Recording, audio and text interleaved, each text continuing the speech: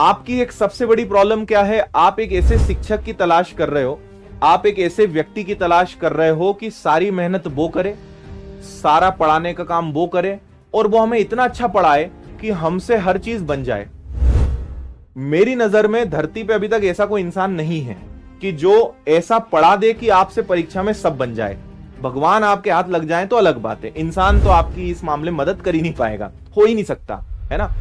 एक बात आपको समझनी है, आपको हमेशा, मैंने देखा है, आपको तकलीफ कब होती है? जब मेहनत आपको स्वयं को करनी पड़ती है। आपके दुख का सबसे बड़ा कारण है, सर मुझे करना पड़ेगा क्या? सर इंग्लिश मुझे ही पढ़ना पड़ेगी क्या? मैथ्स में मुझे ही काम करना पड़ेगा क्या? सर देख लो ना, आप कुछ कर लो तो। सर पेपर देने आप नहीं जा सकते क्या? सर दिमाग आपका उधार दे दो, आप देने चले जाओ। ये सब क्या है? ये सब मेहनत से भागने का नतीजा है, मेहनत से भागने के ये कारण है।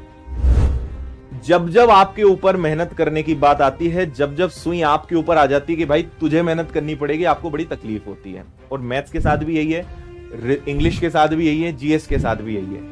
एक बात बिल्कुल तय मानो कि आपको एग्जाम देना है, आपको एग्जाम में पास होना है, आपको जॉब चाहिए, सैलरी भी आपको आपके अकाउंट में चाहिए, तो मेहनत मैं क्यों करूंगा? मेहनत कोई और क्यों करेगा? मेहनत किसको करनी पड़ेगी? आपको करनी पड़ेगी। या तो आप ये एक एग्रीमेंट साइन कर लेते हैं कि सर आप मेहनत करो, आप एग्जाम निकालो, सर सैलरी भी आप ही लेना, तो चलो मैं मेहनत कर लेता हूं। जब तुम्हें सैलरी चाहिए, जब उस चीज का आनंद तुम्हें उठाना है, तो मेहनत भी किसको करनी पड़ेगी? तुम्हें ही करनी पड़ेगी। इंसान क्या चाहता है कि मेहनत सब करें, फल मुझे दे दो, है ना। कर्म दुनिया करे, फल मुझे मिलना चाहिए। ऊपर वाले ने बड़ा सिंपल सिद्धांत बनाया है कि बेटा जो मेहनत करेगा फल उसी को मिलेगा, जो कर्म करेगा फल उसी को मिलेगा। इसीलिए मत भागो मेहनत से।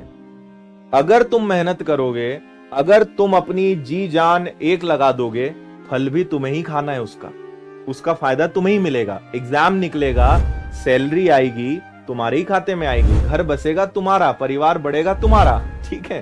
तो फायदा तुम्हें ही मिलना है। लेकिन इसका दूसरा पक्ष भी देखिए, अगर लापरवाही करी, अगर मक्कारी करी, अगर मेहनत नहीं करी, उसका जीवन भर जो बर्बादी का परिणाम है वो भी तुम्हें ही झेलना है। ऊपर वाले ने बड़ा फेयर गेम बनाया है कि भाई तू जो करेगा ना वही तुझे मिलेगा। तू मेहनत करेगा तो मेहनत का फल मिलेगा, तू मक्कारी करेगा तो फल मक्कारी का मिलेगा।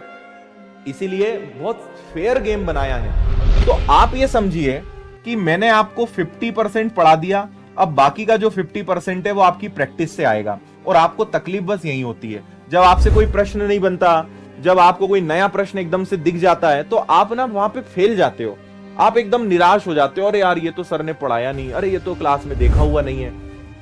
हम भी उसी से निकले यार, और हम तो तुम्हें इतना पढ़ा रहे हैं, हमें तो किसी ने पढ़ाया भी नहीं, हम तो खुद ही प्रैक्टिस कर करके और कैसे कैसे चीजों को पढ़ा है।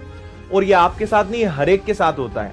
आप 4 टीचर्स से पढ़ लो, मैं आपको ओपन चैलेंज कर रहा हूं, आप 4 शिक्षकों से पढ़ लो किसी भी विषय को जिनका आज के समय में नाम चल रहा है।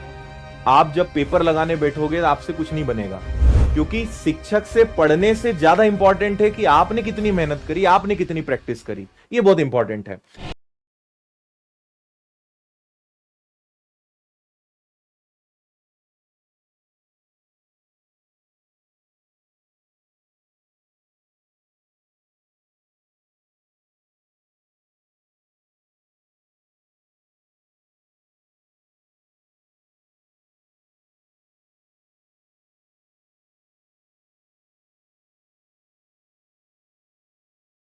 दो ही चीजें हैं, पहला है खुद के अनुभव लेना और दूसरा दूसरों के अनुभव से सीखना, है ना।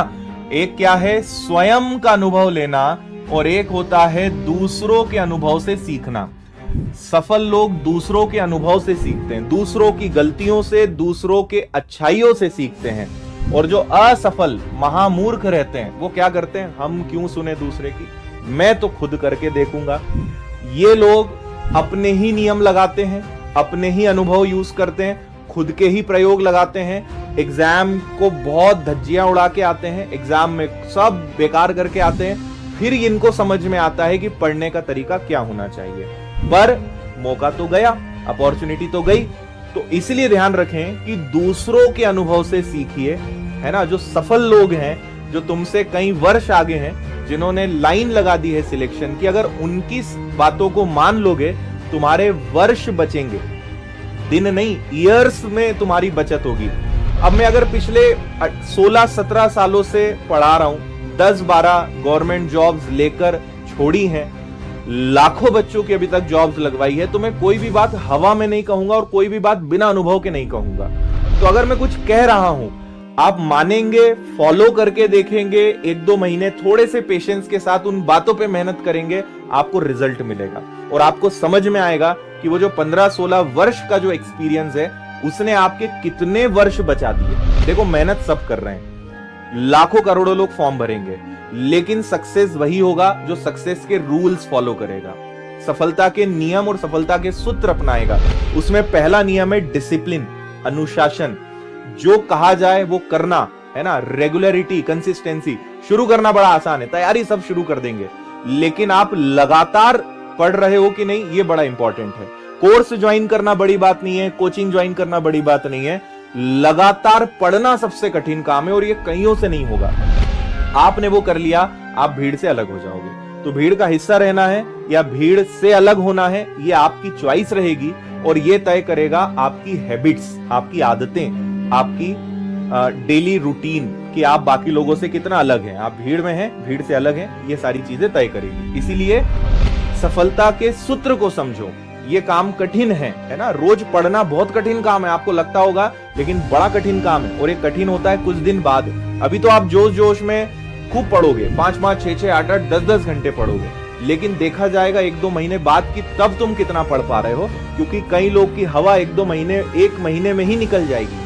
फिर उनसे वो 5-6 घंटे बैठना भी उनके लिए बड़ा कष्टदायक हो जाएगा।